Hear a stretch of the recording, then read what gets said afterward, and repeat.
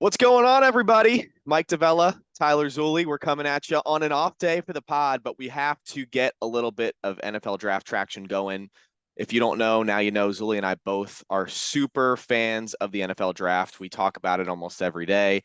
It's true. Sorry if our bosses are listening, but during our work days, we're usually sending each other most of our mock drafts, probably not all of them, because there I'm sure are some that we don't end up taking screenshots of, but we really enjoyed mock drafting, talking about different prospects and who they might fit team wise. So we're going to get into it tonight with the first round of the 2023 NFL draft. Our first official mock is Crossing the Line podcast. So I'm really excited. Zulz, you ready to get into Yeah, this? man.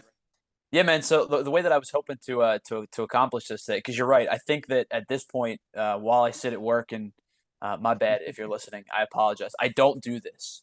We're not at Yes, work right now. No, we're yes, I actually do. not. It's Um, 9 p.m. what I think I've probably mocked for probably close to double digit teams at this point for no reason other than I enjoy doing it. Like I did a mock for the Patriots the other day, and there was no reason for me to do a mock for the Patriots other than I like doing it. It's fun. And then me and you send each other texts and we go, yo, check this mock out. And inevitably, everybody's mock draft is the best mock draft ever because these games are, I mean, let's be honest, they're a little bit silly sometimes. They make some really bad decisions and you benefit from it. But I think that you and I both love doing this. So this is a no brainer video for us to kickstart with less than a week till the draft now.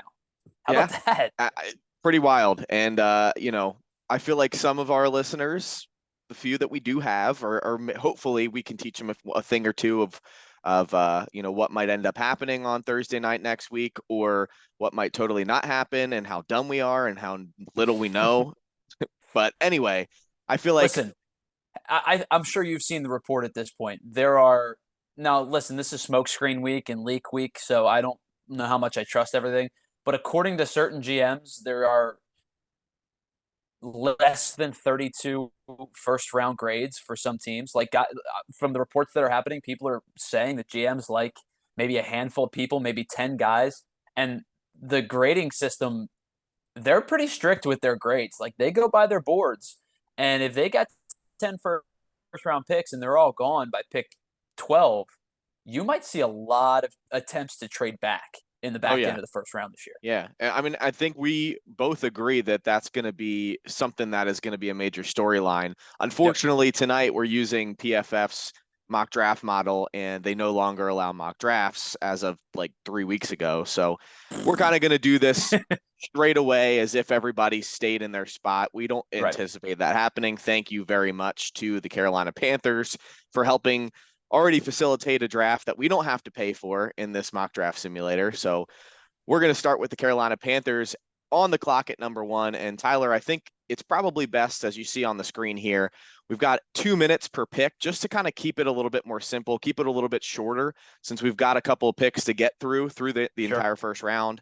Obviously, Miami forfeited their picks, so we've got 31 to get to, but we're going to start with Carolina. I'm going to hit the clock here. We're going to start the draft, and I think this one isn't going to take the full 2 minutes. I think it's going to be No, pretty easy here. we've talked Um, about this plenty of times. yeah, it's between two guys, Bryce Young, CJ Stroud. The smoke here has been mainly Bryce Young, which I think we can both agree on is probably pretty easy to make that pick if you're, most of the people taking a look at this. Um, CJ Stroud, a couple different storylines coming out about him recently that don't necessarily paint him in the best light in terms of a loyal guy. But again, we don't know what is truth and what is fairy tale at this point. A lot of different things moving around to try to get guys' names at the top of the list. Yep. So for this purpose, we're going to go with Bryce Young. And I know I don't even need to Simple. ask you. You and I both Nope. have him far and away as QB number one in this draft. So we're going Yep. Bryce Young Yep. here. And we You get don't to the Houston Texans. nice and easy. You can get that clock loaded back up again. I don't think, quite frankly, 2 weeks ago I'd have said same deal. You don't have to take the 2 minutes. I know that Yeah. a lot of speculation has come about with them maybe not taking a quarterback, looking to move out of this pick, potentially trade with. I think it's crazy, but potentially trade with the division rival like the Indianapolis Colts. If Detroit wants to move up to take a quarterback, if Vegas wants to move up to take a quarterback, the Falcons want to move up to take a quarterback. even a team like Tennessee wants to move up to take a quarterback. There's a lot of quarterback needy teams that could be calling for the services of the second overall pick. But I think when all is said and done, the Houston Texans' best move in this particular situation, Mike, is to stick at 2 and take the quarterback that they perceive to be the best on the clock or the best remaining available at the second pick in the draft. I think that this one still, with all the stuff that's happened, is C.J. Stroud. Yeah, I'm going Stroud as well. I think that as we talked about, this week is really smokescreen week. I Yep. think that there are so many different guys that make a living on mock drafts that they need to come up with different strategies of how to mix it up instead of them, having the same thing every single time. CJ Stroud seems to be the pick here. It was the consensus for a majority of draft season, and I think that it's going to stay that way. So we'll go Stroud. And this is where it gets interesting. So we're going to hit this 2 minutes here. But we've got Arizona. We might need 2 minutes to deliberate this one. Yeah, this is a tough one. So let's get right into it. Instead of talking, more on the analytical side, we need to talk strategy here. Personally, I feel like they're gonna end up going defense. I think that's pretty much a given at this point. I think so. I just don't know what they do because to me, and I know you and I differ here, Will Anderson Jr., Jalen Carter. Carter's got a couple of off the field incidents that he's got to worry about. We don't know how much he's going to slide. And then you have a couple other guys, Tyree Wilson down there that I've seen in a lot of mock drafts. We don't know really how that new regime is going to kind of view things with the roster they currently have, what they get with Kyler Murray returning and everything like that. So if I'm the person in the driver's seat here, I'm probably going Will Anderson, but I'm going to kick it over to you and see what you think. Do you want my my opinion on the Arizona Cardinals this upcoming season? Let's hear it. Yeah, this time next year, the Arizona Cardinals are going to be on the clock. I believe they are going to be the worst team in football this season, and I'm not quite sure it's going to be close. They are a mess, and I'm not sure. I know firing Kingsbury was the right call. He was an idiot, and I think he's a bad football coach, and I think he's failed upwards everywhere he's gone. So it's addition by subtraction, but I'm not sure they're going to get any better. Even with a top 3 selection, I think that this player is going to be good, but I don't necessarily think that the pick is going to help them in the long run this season. I think that Will Anderson is probably the right selection for them here. I know that you and I differ. Will Anderson's my 1. Jalen Carter's your 1. I think they are probably going to go with the edge rusher that they can plug and play right away. I think Will Anderson at 3, assuming they make the pick, is the pick for the Arizona Cardinals. Down to the wire, and the pick is in, and the commissioner comes out to announce the pick. It is Will Anderson Jr. out of Alabama. Fantastic pick for the Arizona Cardinals. We knew they had it in them. And again, this is something that not going to prevent them from being bad this year. Will Indianapolis get to the point where they are at 4? Do they move up? Pretty much consensus here again is quarterback. But I don't know. Again, when you get to this point in the draft, I think that we both agree 1A, and it maybe not even 1A and 1B. I would say number 1, clear and away, is Bryce Young. Number Correct. 2, CJ Stroud. Then for me, it's Anthony Richardson at 3, but I don't necessarily know you want to take them that high at 4. I know they are a QB needy team. I assume they're probably going to take a quarterback. I think Richardson's probably the better pick, but I don't rule out them taking Will Levis. I know there have been a couple different things that teams don't necessarily like what they've seen in terms of the interviews that they've had with them. I don't know. I just feel like this is something kind of weirdo puts mayo in their coffee. Yeah, I mean, we know him from Penn State. He's a weird guy. He does have talent. He's got a ridiculous arm. Rocket arm. I don't necessarily know that he has kind of the football mind. I feel like there are too many mistakes for me that I've seen him make. I don't necessarily know that he's the guy to drive down the field with the last 2 minutes of the game and win you football games.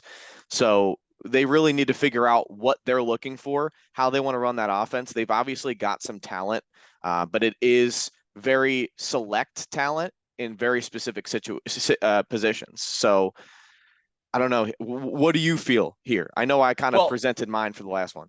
So in a perfect world where we can make trades and things like that, the Indianapolis Colts in this position, I believe their starting quarterback for this season coming up is not in this draft, and he's not on their roster.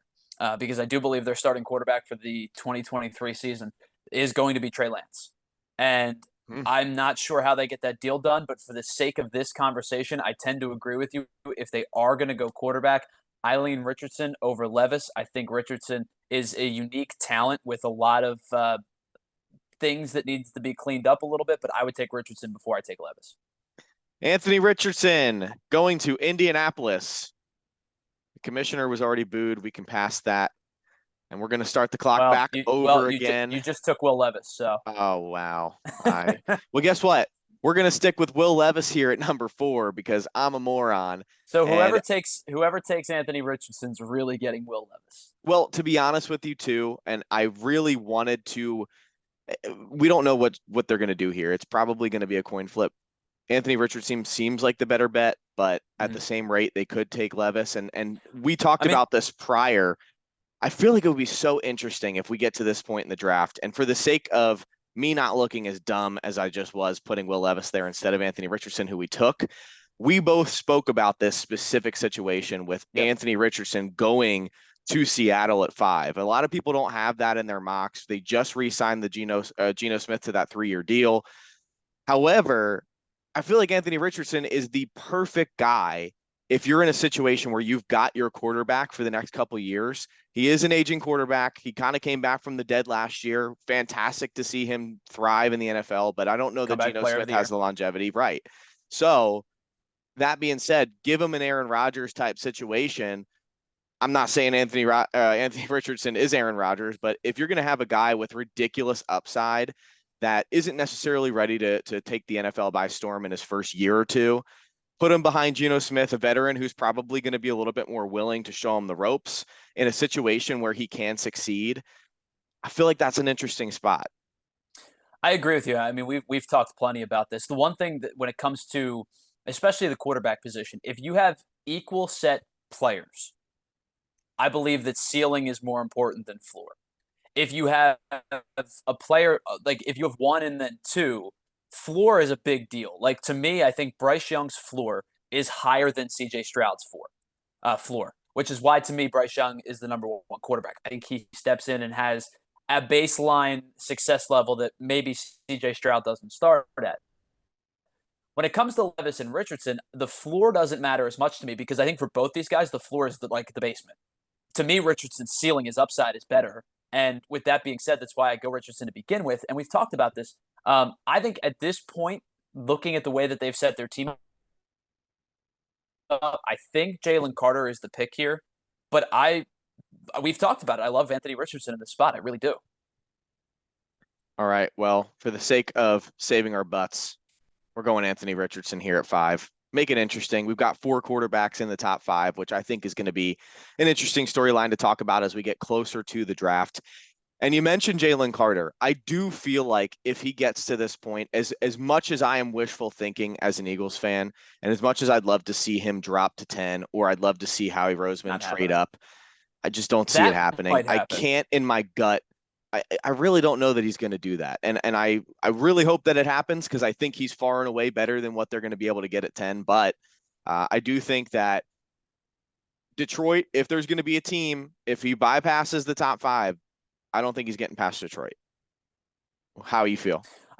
I think you're probably right. Now, the Jeff Okudah trade to the Falcons was a little bit interesting to me. But the first thing that I thought was, okay, they're going after Devin Witherspoon or Christian Gonzalez. But in this particular situation, I think with Aiden Hutchinson already anchoring the one edge, with the fact that their offense is locked and loaded and ready to go, Detroit's going to score a lot of points this season. They're going to want to bolster their defense, and how better of a way to do it in a division that still, at the time of this recording, features Aaron Jones, features A.J. Dillon, features Dalvin Cook. Like, there's still good running back. I know that it's a passing league, but there are good running backs. And then you have obviously the running set of Justin Fields and the back by committee thing that the Bears are looking at with their $900 million of free salary cap room right now. A lot. I think Jalen Carter right here. You're right. If he falls to 6, Jalen Carter's the pick. There it is. And look, Jalen Carter, I'm going to hit draft next to the right guy's name. Hit the right guy. Fantastic. We're already 6 picks in. I'm feeling good. And you know what? I know there are a lot of our loyal fans and listeners out there that are listening to this. They don't get to see or hear the purring of our loyal mascot, Gary, Mark's amazing cat. But we do We miss have you, Gary. something not nearly as good, but somewhat the clock. And I haven't had it up for a little while. So we're going to bring it back. That is the reason We why definitely went over the clock on the I'm Lions trying to one. juggle a couple things. We're bringing There's it no back doubt. here. We're going to start it at 2. And this here, I feel like is where we see our first cornerback fall. I think there are too many cornerbacks here that are really talented prospects. I think that you could go chalk here. The Raiders need a lot of different positions of help. And this draft, obviously, It's a shame. It's really a shame a quarterback like Derek Carr wasn't available. oh man, it's tough. I think they'll get over it though. So, what do you feel here? Do you think they go cornerback? Do you feel like they take a flyer on Tyree Wilson? They maybe go No, offense? I think corner is the right move for them here. Again, we're going to go kind of comparison by division. In a division where you have to face Patrick Mahomes twice a year, and in a division where you have to face Justin Herbert twice a year, and potentially a resurgent Russell Wilson with the new head coach who's not a complete bumbling idiot. You may have 6 games against really good quarterback play. What's the one thing that the Raiders seemingly do more than any team in the league is they draft They suck. athleticism. Well, that too, but they draft athleticism. They True. they will sacrifice, I guess, what to be like proven commodity for athleticism. And when with that in mind, I don't think Devin Witherspoon's the pick here. I do think it's going to be Gonzo. Christian Gonzalez. Yep, you read my mind. Easy money. I just got rid of the clock by accident, but we are still with 30 seconds to spare. You're There you struggling, go. man. See that This is there? this has been rough for you. Fantastic. Proud of you. You know, this is like me driving a car for the first time. I'm a 16-year-old in a parking lot. That's all I'll say. But anyway, we've Do got you know Christian how to Gonzalez. drive? No. There's a lot of things people don't know how to do. Stop yelling at me. All right. Falcons awesome. are interesting. Falcons Yeah. are very, very interesting because This is a tough one for me. they got immensely better this offseason. Yeah. And in a division that stinks, they got immensely better. And right now, if you either trust Ritter or you find yourself the quarterback, via whatever kind of trade you can make at this point, they're an interesting team. But I think that they're going to be looking for skill set, right? They're going to be looking for somebody to help out Desmond Ritter. Other than Kyle Pitts, Cordell Patterson is an offensive weapon, but they don't have any pass catchers who went over, I believe, 600 yards returning this season, other than Kyle Pitts, of course. Olamide Zaccheaus signs with the Eagles this past week. Their pass catching room is really thin. I don't know about you, but my initial thought is the Falcons are going to look to go wide receiver. It's possible. I know they went Drake London recently, so well, Mac Hollins, right. Mac Hollins, man, come on. That's supposed to get them super excited in Atlanta. Nah, I think they could definitely go receiver here. I just don't know what the receiver market is going to look like. And I do feel like there are a couple of those players in the trenches that are still there that they're not going to be there. They're not going to be that echelon of talent there later on in the draft. And I do feel like if you take, a Tyree Wilson, a Peter Skoronski, Paris Johnson's another guy that comes to mind. And then last but not least, I feel like, and he's not on this list that we're seeing on PFF, but Myles Murphy too is a guy that really intrigues me here. So I don't know. We got a coin flip. We're running out of time. Well, I think if you're going to go edge, if you're looking for an athletic edge, Wilson to me is probably the pick. I like Murphy more than I like Wilson, but I think in this particular instance with 5 seconds, it might have to be Wilson. All right, we're going Tyree Wilson here. I'm going to move over the clock. See, I have to talk out everything I'm doing. Tyree Wilson is the pick here at 8 for Atlanta. And then we head over to the Chicago Bears. No need for the clock. I don't think there's any need for the clock here, to be honest with you. This is simple. I think it's Peter Skoronski. Yeah. I think it makes so much sense. You have an athletic guy who can start as an interior lineman, could potentially kick out to be a tackle for a running quarterback. While I've heard nothing but great things about how if you have a running quarterback, DeJuan Jones is the guy you want as your tackle. I think Skoronski projects to be a guard at the next level. I think you probably agree with me on that one. He definitely does. he's probably going to get over selected. I'm not sure, he's not Quentin Nelson, right? So I think he's going to get over selected, but I think Skoronski makes so much sense for the Bears He here. just seems to be a more reliable prospect. I just think that to me, if I had to give you every guy's floor, and based on the floor, you have to make the pick. Peter Skoronski is just such a surefire guy for me in this Sure. draft. I really hope that that's not that is the case, and he doesn't end up sucking. And somebody clips this off and is like, "Oh, remember when you said Peter Skoronski had a really solid floor and he stunk?" I don't think that's going to be the case, but you never know. So we're going Peter Skoronski at 9, and here we go. The Birds, Philadelphia Eagles at 10. Can I tell you how much I hate who's left on the board, knowing what Yeah, I know about Howie Roseman? Because here's the knowing. thing. They're not taking a receiver, right? They don't need to. They have Devontae Smith, they have AJ Brown. As much as I would love to see Jackson Smith and Jigba in the slot, like that would be an No chance. unbelievable. There's no chance, right? I also don't think they're gonna take Devin Witherspoon, even if he's still sitting there, because they re-signed No, Bradbury and they bring I Slay don't think back. so either. We would have loved Mike, that a Mike, month ago. can I tell you how gross it's gonna be when I think the pick is gonna be Lucas Van Ness? I do too, but I don't And want them to take him. And you I know don't what? think he's a first I'll, round. I don't even think he's a first round player. no, I don't. I don't either. And I am very anti Lucas Van Ness. I think he's, Mike Mamula 2.0. I think that he's just got ridiculous measurables, and they all think that he didn't even start in college. Like, I don't understand what the hype is outside of him being somebody who they think is a project. Now, this is the same guy who drafted Jordan Mailata, but it's a totally different situation. This is the 10th overall pick. This Correct. isn't a 7th round flyer. I do want to pose, and I know this has been a hot topic. We've spoken about it on the pod. It's got to be talked about. Bijan It has to be talked Robinson. about. Come on. I mean, he is. And did you see what he said? They leaked Two today. teams. Yes, yeah, but his conversation with Howie Roseman. Howie Roseman asked him straight up, how are you going to help our team? And I don't know specifically verbatim what his quote was, but he said something like that he is going to be a difference maker rather than just a player for the team. And Howie Roseman was very impressed. I think this guy has unbelievable talent. I think that he is going to be a really great locker room guy as well. I feel like given the first round and what is available, the Eagles have a luxury pick here and they need to take advantage of it. Listen, two things, and I agree with you. I think Bijan is a solid pick here, and I'll give you more time. how much I am against taking running backs in that high in the first round. But I will tell you this: who do I think it's going to be? I think it's either going to be Lucas Van Ness or I think it's going to be a trade out. Who would I like it to be? A whole bunch of these guys, including some of the offensive linemen. But in this particular instance, I wouldn't be shocked if Bijan Robinson is the pick at 10. At this point, I wouldn't. And because most of our following are Eagles fans, we can spend a little bit longer on this one. Sure. I feel like outside of Robinson, obviously Van Ness is probably going to be one of those, names that are mentioned there. Paris Johnson Jr. would be a home run pick for me. I think Paris Johnson Jr., I think Nolan Smith is a guy I really like as well. Bijan there, I would be super happy with. And then outside of that, I mean, would love for them. There are a couple corners that I really like. I like Brian Branch. Maybe that's a little bit high.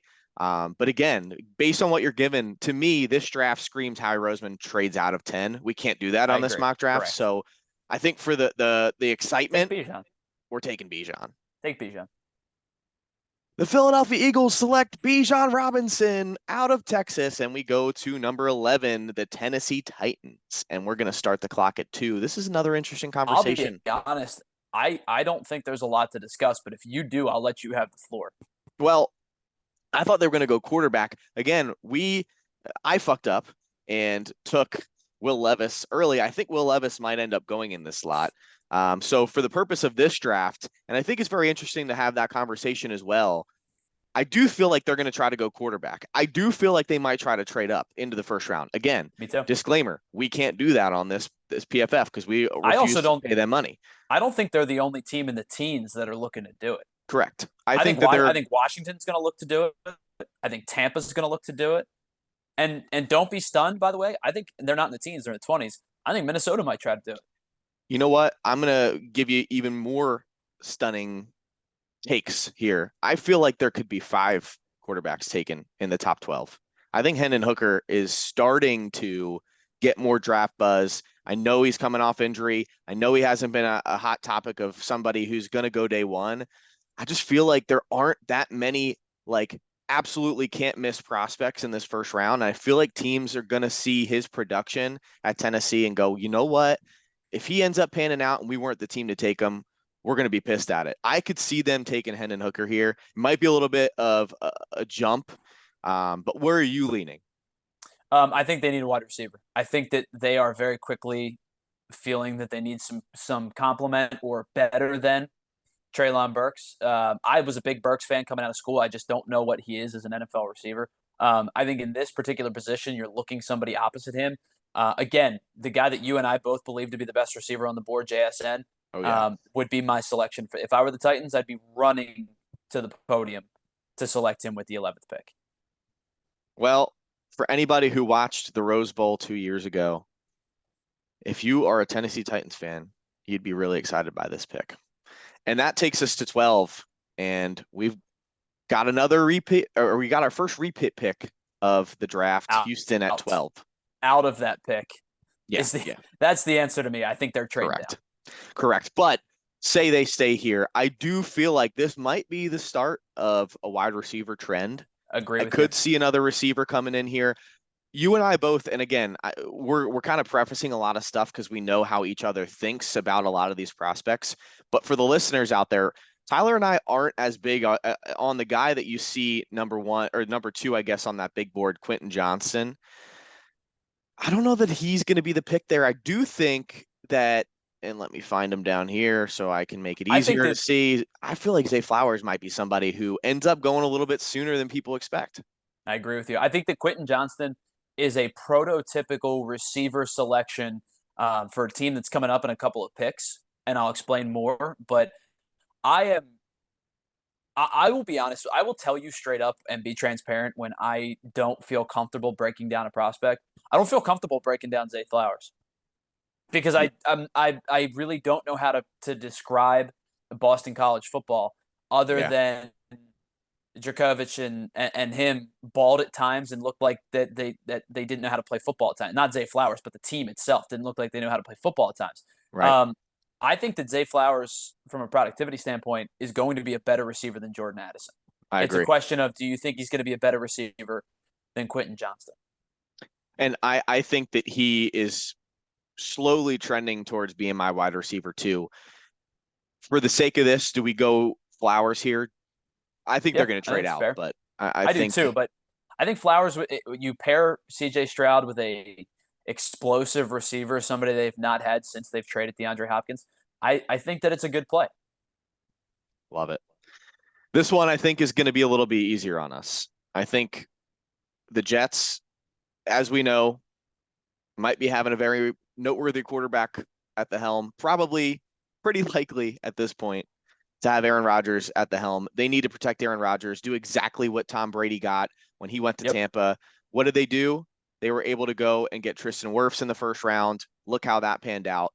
I think there are a couple guys. I don't know that you want to go tackle here, that you want to go interior lineman. There's a guy that you and I both love that we don't necessarily know will go first round because of his position, and that's O'Cyrus Torrence. I feel like that would be a really good pick here. But my gut here is Paris Johnson Jr.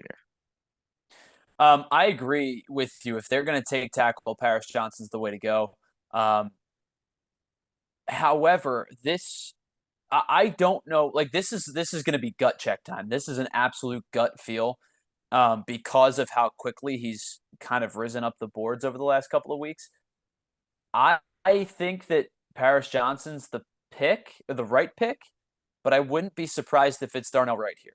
Yeah, and I feel like when we did this last time, he wasn't anywhere close. That's nothing but a gut feel. Like no, those two guys, you're right. You could describe however you could pick 1 and 2 or 1 and 1B. I like Paris Johnson just a little bit better. In fact, I like Anton Harrison closer to Wright than I do Wright to Johnson. But I think that gut feel they might go with Darnell Wright here. I said correct, like you had the right answer. I just agree with you. That is correct. All right, so who are we going here with 20 seconds left? I'll let you make the final decision. I think it's going to be, like I said, my gut tells me I think it's going to be right here. All right. We're going Darnell Wright out of Tennessee. All Or they right. surprise us all and they pair up Sauce Gardner with another elite corner. Oh my gosh. Sauce and Devin Witherspoon would be a lot of fun. And speaking of corners, I think Bill Belichick is going to be dang excited if Devin Witherspoon is at the board on the board at 14. And I just Yep. think that's the way that this is panning out at this point. I think Devin Witherspoon is a top 10 prospect in this draft, and I think it's pretty clear cut. However, I do think that the run on quarterbacks is going to benefit a couple of teams, and New England's going to be the last one that benefits from this run. And I think that Devin Witherspoon, to me, is at this point in where our board sits, it's a no-brainer pick. You go for the best talent left on the board. Which is funny because heading into this, when we do these things, we have ideas and thoughts about who I think is an ideal selection for each team. And for me, when it comes to this conversation, I think the ideal selection for the New England Patriots, with what we expect to be left on the board, is Paris Johnson. I think they desperately need a tackle, and I think that Paris Johnson would fit the Patriots really well. He'd step in as a day one starter. But when you have a player like Devin Witherspoon available, it does become difficult to pass up. The Patriots' Yeah. defenses over the years, when they've been their most successful, have had elite cornerback play. They've gone from Ty Law to Asante Samuel. They've had good defensive back play at times. And I mean, you can't for Devin McCourty has been good. The McCourty brothers have been good.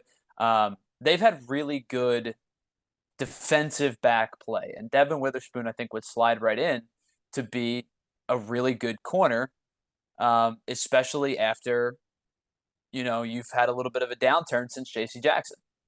Yeah. All right.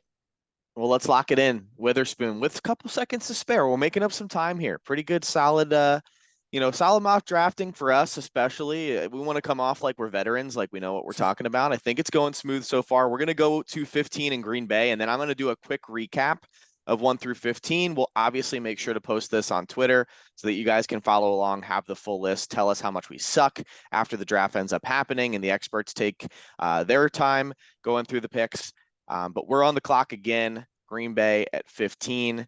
And again, based on how this is shaken out, I was kind of leaning before this, Tyler, and I don't know how you feel about it. I was kind of leaning receiver.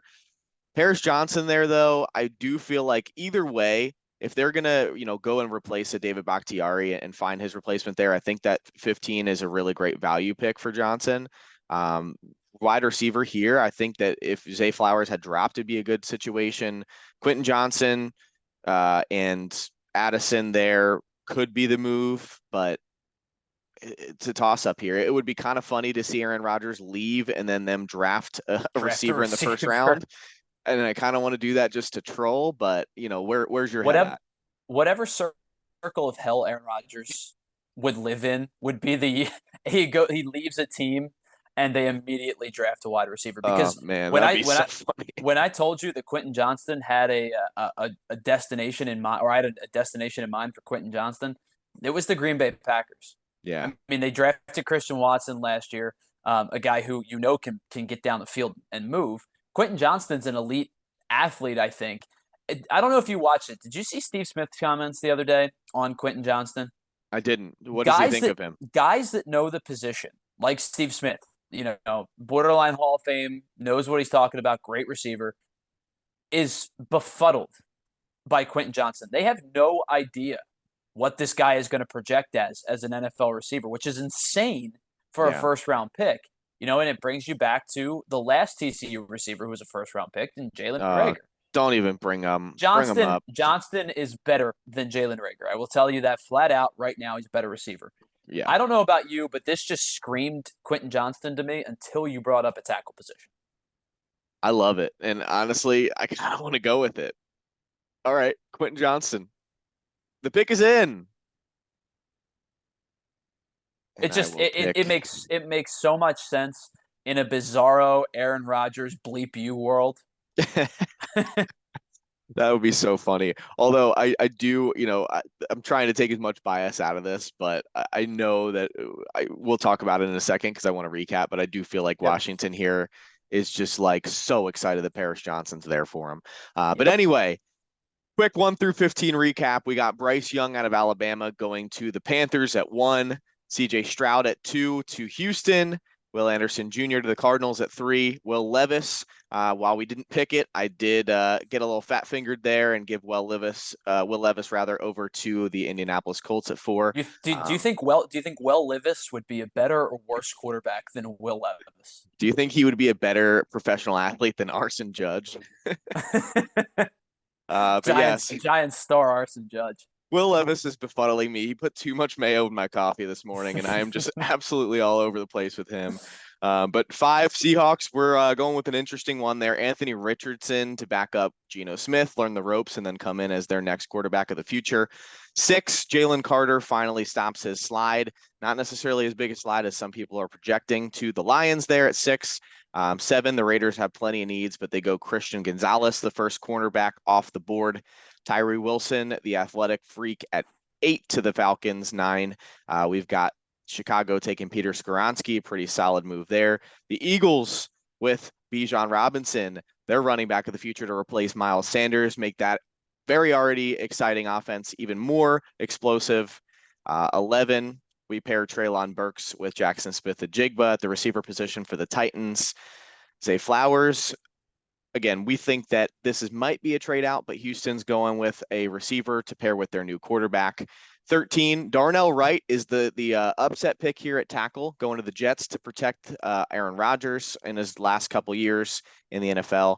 Devin Witherspoon, a real steal here for the New England Patriots, and Bill Belichick, real excited. Feel like best corner on the board by a lot, I think. Yeah, and I don't think that he usually picks the biggest name on the board, but I do think that this just works out for the best here. And a troll job here by Green Bay taking Quentin Johnston at 15, finally a first-round receiver as soon as Rodgers leaves the franchise. So that's your 1 through 15 recap, and we're going to get the second best thing to Gary on this show, the clock, back up on the board here. Number well, it's 16. Certainly not me or you. So no, absolutely not. And that's already implied. But anyway, we've got Washington here at 16. We already kind of I already kind of spilled the beans a little bit. I do think that this is probably a perfect spot for Paris Johnson. Yep. But I'm going to let you kind of have the floor here. I want to hear where you're at. Yeah, I agree with you. I mean, this team was built. It's so funny that this team doesn't succeed. Because their now soon to be former owner is a jackass, and I wish nothing but the worst for him. But if you look back at their last couple of draft classes, I think Washington's done a pretty decent job at selecting players. They've gotten skill position players. They've done a tremendous job of drafting the defensive line front. You know, especially when Young is healthy. You know, between him and Sweat and all these guys and Allen, like they have a good front four.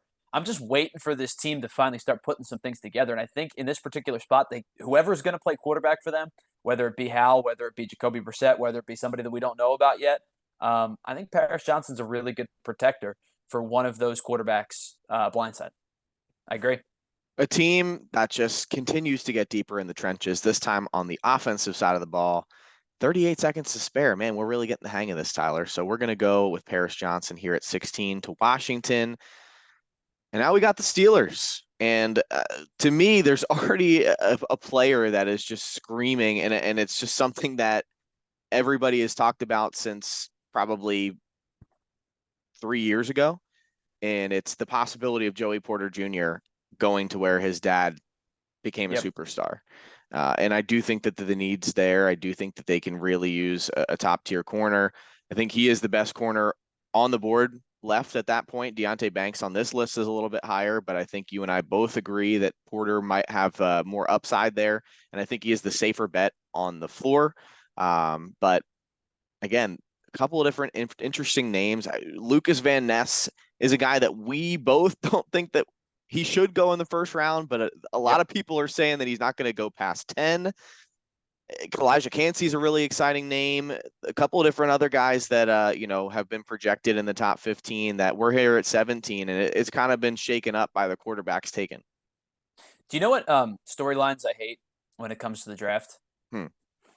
Number one, this guy played at X college, and it's 7 miles from X NFL team. Number two, this guy's dad or uncle or brother or stepbrother or best friend or coach or whatever played at this team. So it would be, I hate those two stories. They're great familiar storylines, but they don't do anything to make an NFL team better. I In this feel it, particular but in this particular instance, the second one, the latter of those two, actually makes the Pittsburgh Steelers better. Joey Porter's been linked to them for months now, if not over a year. I think that they would be better off getting themselves an offensive tackle, but with the ones that have already gone, I'm not sure Anton Harrison is the pick here. I also know that Broderick Jones could be the selection as well, but I wonder, it's kind of like, do you go the third best corner or the fourth best tackle at this point? I right. think that the heady pick would be a tackle. Their pick is going to be Joey Porter. Going Joey Porter. 2 seconds to spare. The commissioner comes out and he announces the pick for the Pittsburgh Steelers. It's a family affair. We're going with Joey Porter Jr., the cornerback out of Penn State. And we move back to Detroit. Dan Campbell and company. We've already got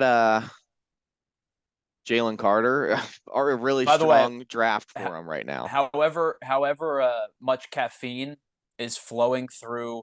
Let me rephrase that. However much blood is flowing through the caffeine stream of Dan Campbell, he's furious right now because that's the guy that he wanted. Like I said, you have to replace Jeff Okudah. They're now. I shouldn't say have to replace. You clearly didn't like him if you moved him for a fifth-round pick. But I think they wanted Devin Witherspoon. I think that's a guy that would make so much sense. But you can't pass up Jalen Carter. Now you're at a position where it's Deonte Banks the pick. So whatever war room that Dan Campbell just bit the corner of the table off of, I hope everybody's safe. I'm going to pose something to you here. And I do think it's interesting to talk about because I'm with you. I don't know that Anton Harrison's the pick here. However, what if they went offensive line? They ended up going O'Cyrus Torrence, somebody who we think might not be a first-round pick. However, we do think he's a first-round talent. I think the Detroit Lions have one of the better offensive lines in football. Like, a lot of people don't know that until this year because the Lions were the Lions, right? But you look at that line. Obviously, Penei Sewell has been a great addition to that team. Frank Ragnow's been really good for a long time. They've got a good group. Now, they do need interior offensive line, like you Right. said, because they were decimated by injuries last year. That interior offensive line, they were running out, rookies, 6th-round rookies and stuff like that by the middle portion of the season. If they go offensive line, it won't be a tackle. It will be interior. I wonder, with having the second pick, do you think about trading back and then doing that? But since we can't do that, maybe you just make it happen at 18. The only other option to me at this spot would be Dalton Kincaid to replace TJ Hawkinson. By the way, I think Michael Mayer is better, but Kincaid is a higher up on the board. Last second decision, Mike. I'll let this one be up to you. A tight end or offensive guard? I'm taking Michael Mayer. I think that's a good pick. And I'm with you. We don't see him here right away, but I don't agree with this list either. You missed him. Slide up. I probably did. There he is. Cool. And I'm going to pick the right guy. I think that's a really intriguing pick because there are a lot of the first 4 tight ends in this draft. To me, I think drafting a tight end in this draft makes a lot of sense because, like you mentioned, there are a lot of guys that are not going to be graded out in the first round by these teams, and they're going to be shuffling to figure out what they need to do here. While tight end isn't necessarily a first round heavy position, I do feel like there are some of those guys that you need to kind of go for the guys that you're most sure about being really strong prospects and the guys that are going to make an impact on your team. And I do think that Michael Mayer is one of those guys. He has been in college football for a couple years now. And you're right. The need is there. They need to fill, positions of need to continue to get better. They've done a lot this offseason on the defensive side of the ball. They want to make sure that they can kind of have as well balanced of a team as possible so that they can end up competing, especially in this NFL that is more offensive heavy. I think that, like you said, there's 4 tight ends. I think Mayer and Kincaid are the top 2. But if you miss out on those 2 guys, I wouldn't call these guys consolation prizes. Luke Musgrove is, I think, going to be a very good tight end in the NFL, and I think so is Sam Laporta. Yeah, I like Laporta. Yeah, and then you've got guys down towards the bottom. I don't know how much you relate to the RAS score, the relative athletic score, but Zach Kuntz from Old Dominion just posted a near 10. Like the guy's an Yeah. I athletic think he freak. did Like, post a 10, didn't he? oh, did he end up getting I the think 10? he did. I think he did. But I I mean, we know him well. He's a former Penn State guy. Yep. Brenton Strange, also somebody who He's an scored pretty interesting well. prospect because I think that he's pretty talented. I think the yeah, athleticism is something that's holding him back, and he may have gone a little bit higher otherwise. And again, we don't know. We're just speculating. But at this point, I feel like he's probably going to go day 3. I think he could be a day 2 pick talent wise, but again, we're going to see how it all plays out. So we're going to go over to the Buccaneers here at 19. And again, they just, kind of finished their long-term experiment with Tom Brady. Obviously panned out. They got a Super Bowl out of it. They are an older team for the most part. They've got a couple of young guys that they've locked up. And I do feel like they need to kind of go back to the drawing board here. Quarterback's going to be an interesting thing. I really don't feel like you can kind of justify going Hendon Hooker. They just signed, or they just got Baker Mayfield, right. and they just got Kyle Trask, and kind of was the plan was to hand the keys over to him. I don't necessarily think that's a good idea. They It has clearly been think two he's not years, very and good. They must right, not like him all that much. right. So I mean, again, I find most value at this point in the draft in the offensive line, and I do think that this could be another close to home pick. I could see an O'Cyrus Torrence here, but really the guy who I'm kind of leaning towards, if I had the pick again, if I'm Jason Light here, I feel like Broderick Jones is a really interesting pick. I think you're right. I think that with how much turnover they've had on their offensive line over the last couple of years and how much injury they've had, right? So you mentioned the interior line position, Ali Marpet losing him to retirement, and good for him for walking out on his own terms and saying, I want to have a life past football. I give him a lot of credit for that. Hobart College, by the way, love Yeah, using him as a reference point. yeah. But they've had a lot of not only turnover in terms of retirement, but also injury and free agency over the last couple of years. Uh, Going to who was it that went to the Bengals 2 years ago?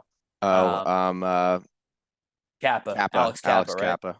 Yep. They've lost a lot of guys over the last couple of years. I think you're right. I think Brian Branch would be an interesting pick here to pair up with Antoine Winfield, but I'm not sure a safety in the first round for a team that's going to need a lot of help in terms of resetting and rebuilding. I think an offensive tackle is probably the right pick here. Yeah, I'm with you. And they just got who is that guy? Ryan Neal. While he isn't as big a name coming over from the Seahawks, I think that Yeah, he's going to be a pretty solid guy there. They always have figured out a way to get it done. Antoine Winfield is a fantastic safety. Anybody that you pair with him, as long as there's somebody who is athletic and has a pretty solid vision, they're going to be able to get it done with. Brian Branch, again, pretty interesting pick, but I'll leave it up to you here. I feel like no, interior lines I where think we go. the line play is the way to go. So you leaning towards Broderick Jones, I think Torrance. it's Broderick Jones. All right, Yeah, I think it's Broderick Jones. Broderick Jones it is. And we head back to Seattle. They've already got Anthony Richardson to pair with Geno Smith, and one of those two can play at once. Anyway, we're moving Well, forward. they both can play. You just got to figure out how Right. what they're Well, what one's they going to want to do a declare. Taysom Hill package, then sure. But right. You can do whatever you want. You can make Anthony Richardson your punter if you felt like it. But anyway, we've got to. This is another pivotal pick. I think this is something that shapes the rest of the next 5 to 10 picks here. And that's obviously a very blanketed statement. But again, I do feel like they are in a position where they can get a little bit more creative here because they do have the luxury of having 2 picks in the first round. Correct. I thought Anthony Richardson was a really solid pick here, even though I kind of handcuffed us to it. Here, I think that they end up finding value in somebody that we're not the biggest fan of in Lucas Van Ness. What do you feel? So I'm in total agreement at the position, just not the player. I think that an edge rusher here makes a lot of sense for Seattle to kind of continue that rebuild of their defense. You have clear hits, clear hit with Tariq Woolen. I think Jordan Brooks has really come into his own as a linebacker who I thought was overvalued in the first round, but clearly, proving me wrong, 100 plus tackle guy. Yeah. I agree with you on the position. I disagree with you on the player. I think Nolan Smith makes a lot of sense here. All right. I'm all about it. And I honestly, I'm just trying to get Lucas Van Ness off the board. This man's agent's not going to be very happy when Again, we spoke about it this week is really the week where there are a lot of rumors going out there to kind Yep. of play smoke screens. That rumor of Lucas Van Ness not getting past the Eagles at 10 just feels fake to me.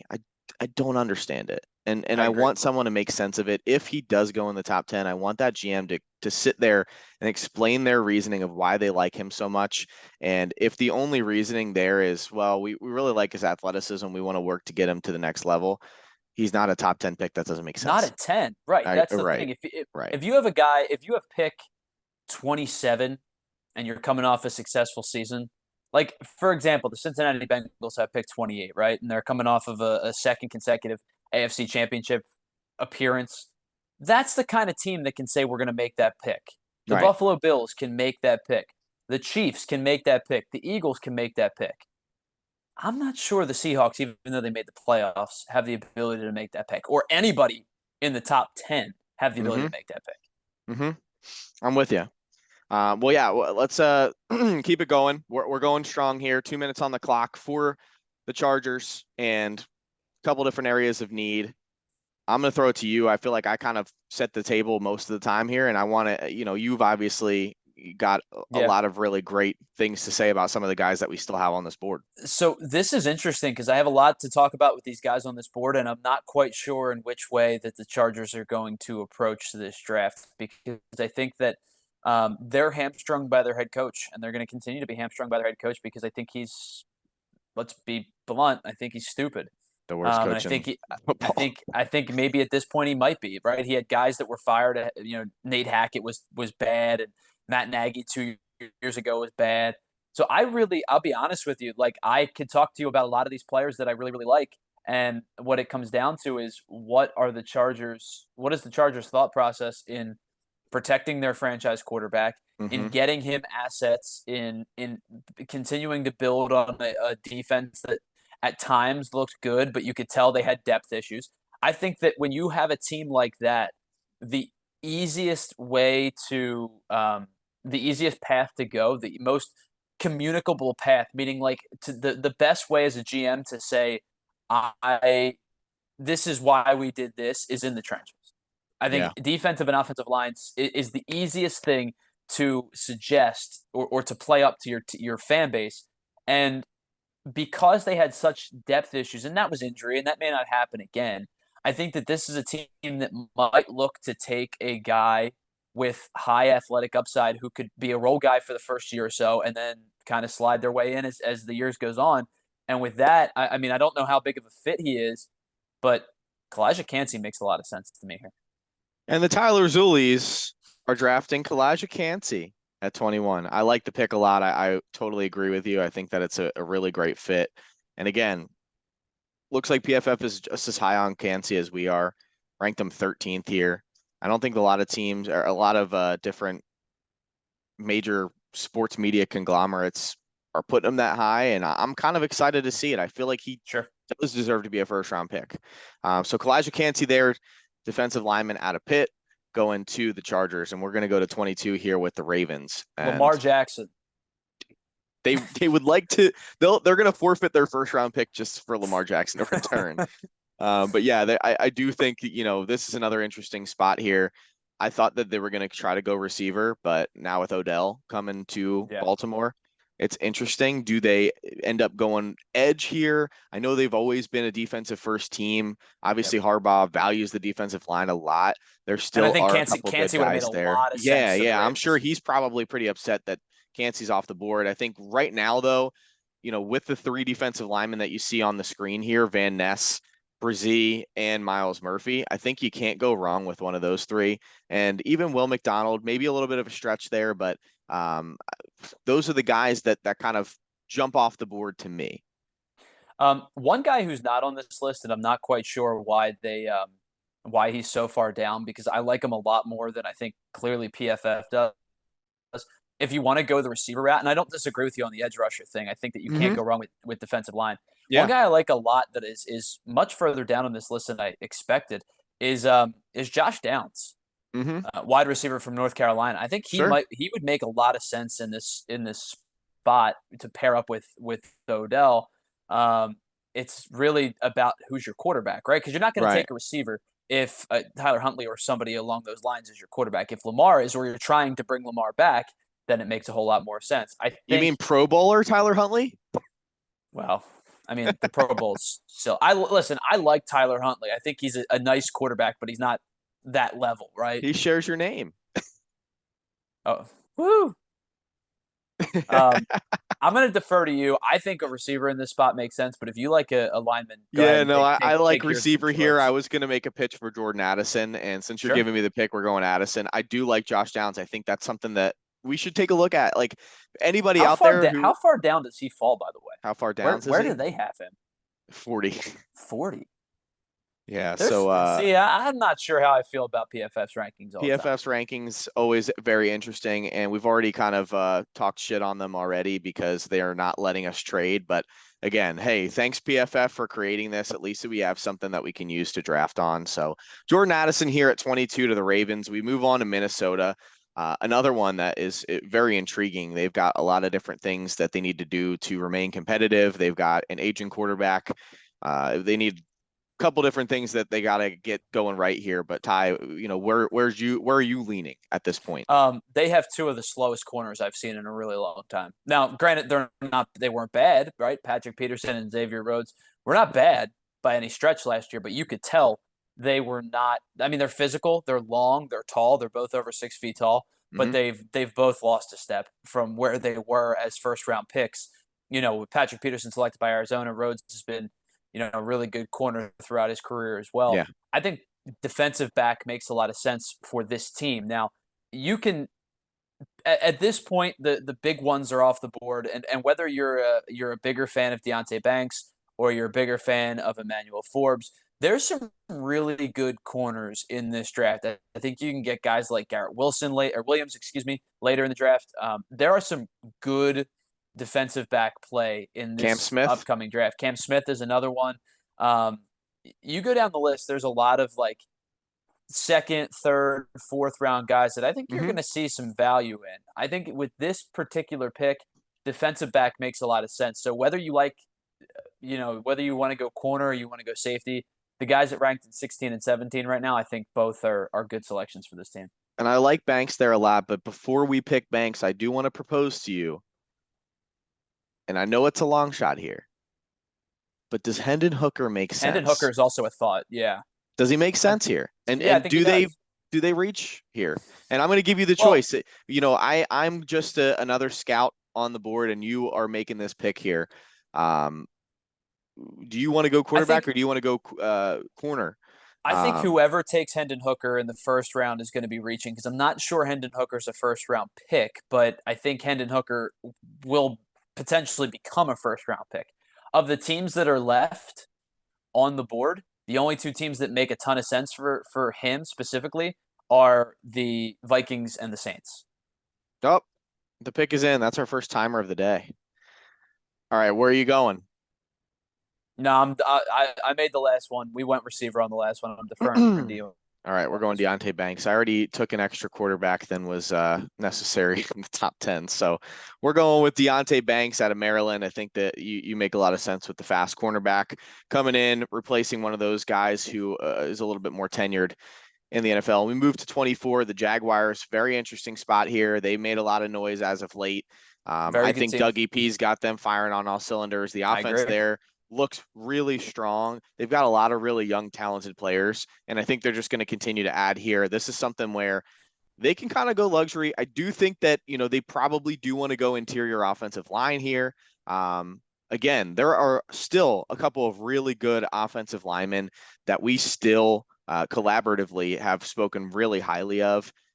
A guy who I haven't even mentioned yet is John Michael Schmitz. And I think that he's somebody who could Sure. be really interesting. I don't know that because of his position, again, do you take a center in the first round? I know Tyler Linderbaum last year was far and away the best prospect and was And clear. I think he's better coming out of Right, Iowa than right. Schmitz is So it's coming a out of different Minnesota. situation. This would be more of a reach to me. It's not as much of a no-brainer that, I do think that they would get some backlash, especially from the fan base if they went with Schmitz here. But I like him a lot. And I do like Osiris Torrance a lot here too. Outside of the offensive line, do you think that there's anything else that they would consider? Maybe a Lucas Van Ness here. I do Yeah. think in the trenches is probably where they're going to lean, especially with Deonte Banks and all those other corners we mentioned off the board, which is another position of need for them.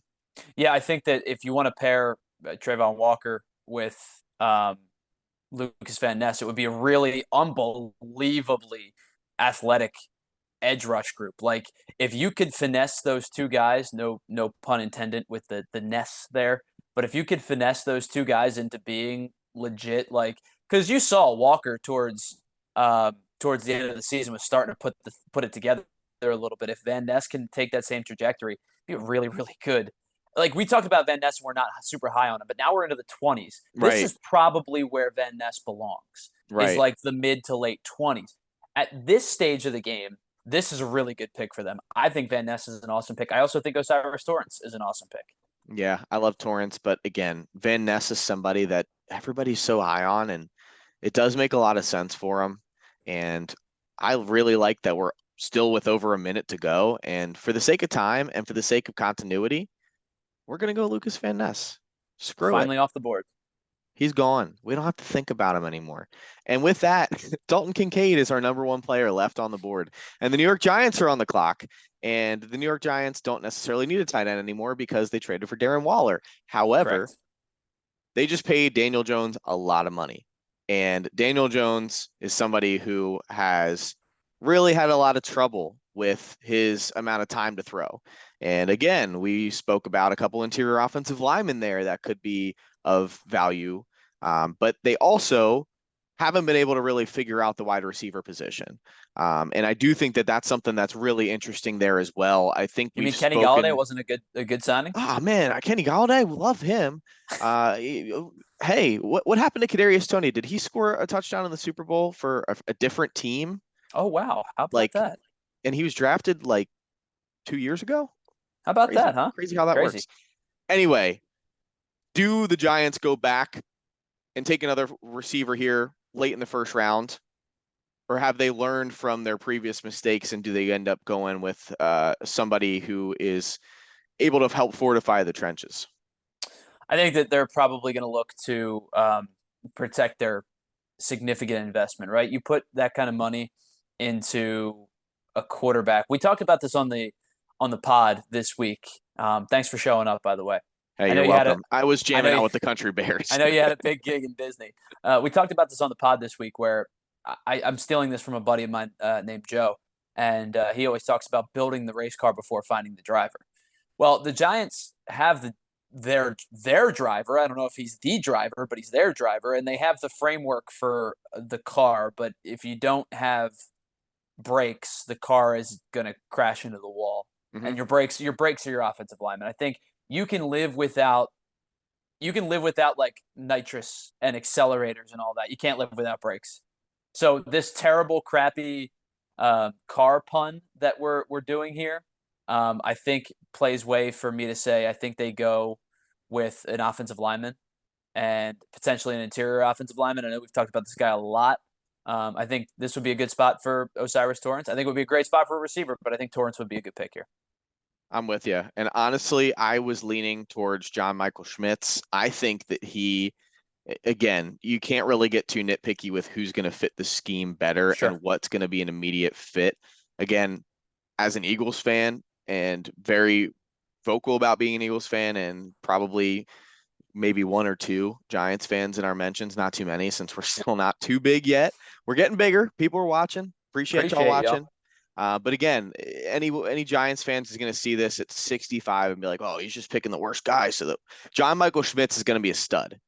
He may be a Pro Bowl level center, but I don't know that he's necessarily going to be a first round pick at this stage in the game. Agree. So with that said, I think Osiris Torrance is the safer pick. So Giants fans, rest assured, you guys are getting an absolute stud on the interior offensive line, and I really like that pick a lot. And we head from one evil to another. Dallas Cowboys at 26. A lot to do here. They Do just do lost they Ezekiel Elliott. do they We make know a good Bijan's off the pick? board. Do they make a smart pick here? Because there's a smart pick and then there's uh, a luxury pick. The Well, luxury pick is pairing the two tight ends together, pairing your Dalton with another Dalton, and going Dalton Kincaid to well, pair with Dalton Dalton Schultz. Schultz, didn't he leave? Is Oh, he did still he? with them? Did I miss that? That's my apologies. Dalton, I So think he's scratch gone. that from So the I record. think they need a tight end. So I Maybe a think that tight would end be a works then. smart. But Um, but to me, I think in a division where you've got one really good, one solid, and potentially a third if Sam Howell can be the kind of quarterback, good athletic quarterbacks, I think you need as much defensive line help as you could possibly get. Now, that would lean normally towards saying you want to go with an edge rusher, right? But in this particular instance, I think they might go interior. I think this is where you may see Brian Bresee come off the board. Brian Brzee was a big name for me here. I but I just can't shake the feeling of Jerry Jones wanting to be flashy, going offense. I can even see Jahmyr Gibbs here. I know that they have Tony Pollard, but he Sure. is coming off of that injury. We don't know what he's going to look like or when they're going to get him back. And again, Ezekiel Elliott's gone. He's not coming back. They need to fill that position. I know that if there's a team that values running back more than any other team in the NFL, it's the Dallas Cowboys, and For they've sure. shown that. And I do feel like Jahmyr Gibbs is somebody who, if they got Jahmyr Gibbs here, I would be pretty upset as a rival fan. I do think that he would be a really productive back in their offense. That being said, again, we saw what New York was with Saquon Barkley. If you invest a pick that high in a running back and you don't have the other positions filled out, now I do feel like this is a different situation. I feel like the Dallas Cowboys at this point are much more filled out, and I do feel like their defense is pretty solid in what they have right now. So Brzee would be really interesting. I do think Jahmyr Gibbs would be really interesting, but I do want to go back to where you were talking through the Dalton Kincaid situation at tight end. I think he is a stud. I think they need a tight end, and I do think that to be able to have a check down receiver for Dak, that's truthfully where I feel like they're probably going to end up going here. So we Go ahead. comfortable with Kincaid? You're on the board. Go ahead. Dalton Kincaid, you are a Dallas Cowboy. They have another Dalton at tight end, and let me reset the clock here, bring it back, and we've No got. need. Yeah. All right. No Give it need. to us. Give it to us. The Buffalo Bills are going defensive line. I think in this draft here, I think that they um, Take your that just pick. makes so much sense. I I think think it's interior. I think it's interior as well. I think Murphy would be so much fun to watch kind of feast in that defense a little bit, but I do think it's interior. And if the Cowboys aren't taking Bresee, I think that the Bills might run to the board to take him. And I think it's a fantastic pick. And with that, quick and easy. And look at that. We've got plenty of time. And we'll reset the clock here for Joe Burrow's Cincinnati Bengals. 28.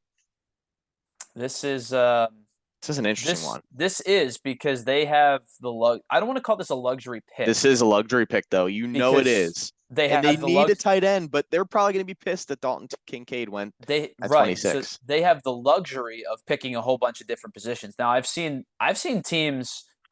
certain non-us mock drafts that say Darnell Washington in this spot, and I'm not sure.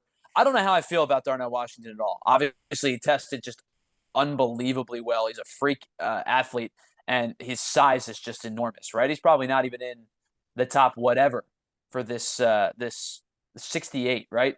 I think it's a name that we didn't bring up initially, too. By the way, I love Darnell Washington. I would love to make this pick. If you're down, I am about it, because I do think that there are several teams that think that he's a surefire, not even to go as far as say he's a surefire first round pick, but even further than that, in saying that he could be a perennial Pro Bowler. A lot of people look at him as a Kyle Pitts type tight end, and he had that hype coming out of high school as well. The problem with selecting a tight end in the first round is it's so unjustifiable, and I don't mean that in a bad way, but it's just a positional value thing. It's the same thing as a running back, right? If you take on that type of position and they miss, it's going to be really difficult to explain. If you get Darnell Washington for the Bengals and he is productive, which I would expect him to be as the third or fourth option in that dynamic offense, my God, it's just a plethora of riches for a team that's just going to continue to get better and better on the cusp of a big Joe Burrow contract. It's so tempting. I would stay Tyler, away. I would stay away from it. Excuse me. But I mean, I could be talked into it. If we're going conventional route, Brian Branch is the pick here. But if well, we're thinking a little bit outside the box, certainly interesting. you're on the clock, so we've actually exceeded the clock. However, Screw it. we've taken Screw it. plenty of time. We're having fun. Give me What do you? Washington. Oh, baby, we're going for it. Oh, my Give me mic is give cracking. me Washington. This is great. You can't even figure out what position he plays. You're probably gonna fat finger it to Michael Turk, the punter. It must be nice. It must be nice to have Washington on your team. All right, 29. Got the New Orleans Saints. And we're gonna Miles set Murphy. this clock up. All right, no, we're not. Miles Murphy. Is that your thought too? Yeah.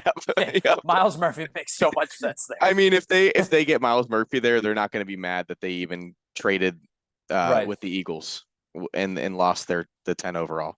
I mean, all right, and speaking of, we're back to the Eagles at 30. We are going to need this full 2 minutes. I do feel like Yeah, this is something where we're going to deliberate on. However, the guy at the top of our screen here screams like the perfect pick. If they end up with Bijan Robinson and Brian Branch with their 2 first-round picks, again, they're probably going to make several trades. We don't know that they're going to have 2 picks by the end of the first round. I would say if I had to put my money somewhere, they're not.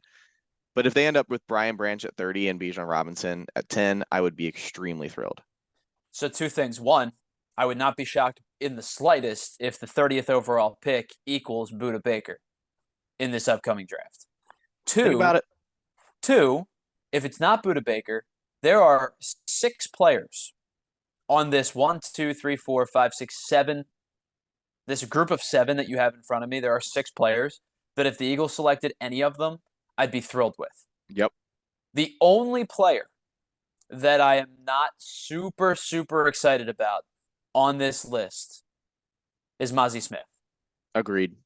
And it's no disrespect to him. I just think that he's like interior defensive lineman, like 4 or 5. And I would take any one of those 3 edge rushers. By the way, I'm a huge BJ Ojulari fan.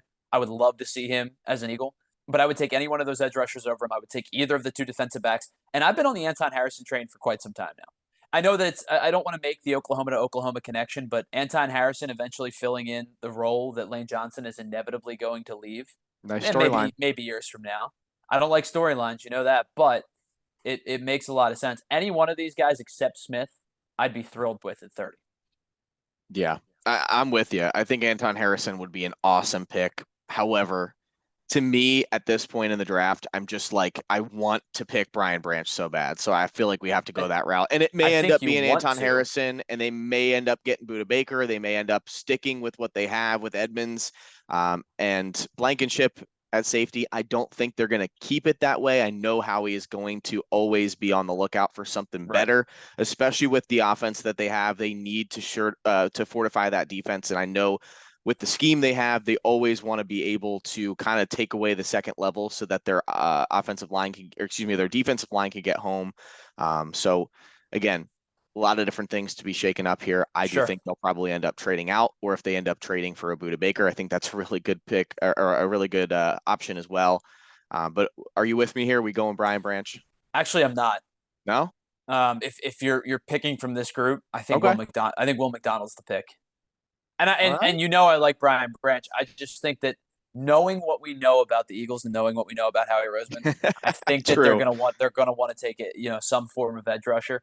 And I think Brian Branch is a better player, skill set wise, for his position compared to McDonald. And I know it's apples and oranges comparing positions, but I think McDonald may end up being the pick here, as they say in France. Because quite frankly, if the Saints didn't take Miles Murphy, the Eagles would be running the board. I mean, if Miles Murphy is there at 30, it's going to be everybody's going to be climbing the grease poles and all that good stuff. But Will McDonald, love the pick. I think that's a fantastic pick there. I think that it's something that makes a lot of sense. And you know what? If Brian Branch ends up, and I don't think that we'll talk about it here. We've got one more pick here, and I'll start the clock here. But Brian Branch goes into the second round, there are going to be some trade ups, in my opinion. I think that for sure. this board still has some really top tier talent, and we'll see how people value him.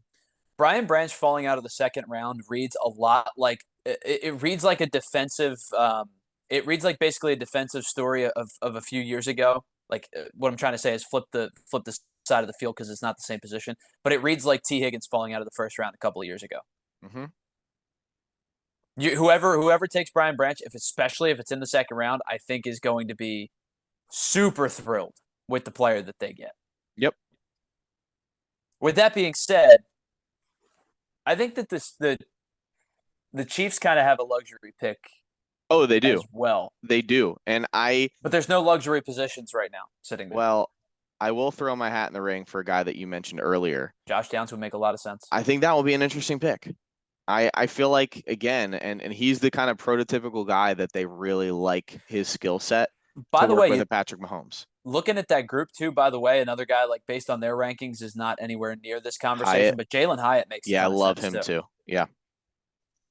I mean, I can see because that's absolutely like we're the Chiefs and we're making this pick because we can. Yep. I think I like Josh Downs a little bit better, but if they took Jalen Hyatt, I wouldn't be mad at it. All right. We got one more pick. I feel like we're going receiver here. Yeah, I agree. I like Hyatt now a lot more, but for the sake of just, again, kind of similar with what we did here, we're going to let PFF kind of be the tiebreaker. They've got Josh Downs a little bit higher on this list. I feel like there's been a lot more buzz on Josh Downs to maybe go later in the first round. And we're going to cap it off here. I think that this is going to be receiver, and Josh Downs is the guy for him. So we're going to finish off this draft with Josh Downs. And that is it. And that's a perfect ending. We got the timer right as we hit the buzzer. No, we're not going to freaking talk about this. Here's your first round mock. I will make sure to try to take a screenshot or tweet out a list of this so you guys can follow along as we go through this process. But again, we walked through the 1 through 15. You can see it there. But the 16 through 30, Paris Johnson to Washington, Joey Porter going home to where his dad started everything with the Steelers. Michael Mayer replaces Hawkinson in Detroit. Then we've got the Bucs taking Broderick Jones to fortify that offensive line. Nolan Smith goes to the Seahawks. Kancey in the interior on the defensive side of the ball for the Chargers. Jordan Addison going over there to a potentially quarterbackless team, or maybe a Pro Bowler Tyler Huntley if we don't see Lamar Jackson return. To pair up with Odell Beckham Jr., who they just signed, Deonte Banks to the Vikings, Lucas Van Ness, the ever athletic defensive lineman, going to the Jaguars. Then we've got Osiris Torrance going to New York. Dallas taking Dalton Kincaid, replacing their old tight end Dalton with another Dalton. Brian Brzee at 27 to the Bills. Darnell Washington to go to Cincinnati. Myles Murphy at 29. Man, that's such a good pick to really the Saints. Eagles going with Will McDonald. They're probably kicking themselves. Myles Murphy dropped one shy of their pick at 30, and then 31, Josh Downs, a luxury pick at receiver for Patrick Mahomes and the Kansas City Chiefs. And Tyler, I'm going to throw it back to you one last time. Any last thoughts of how this shook out? And sure. What do you think we're going to see next Thursday? I think that you and I did a horrible job at this because everything is going to change in the next 72 to, 120 some odd hours.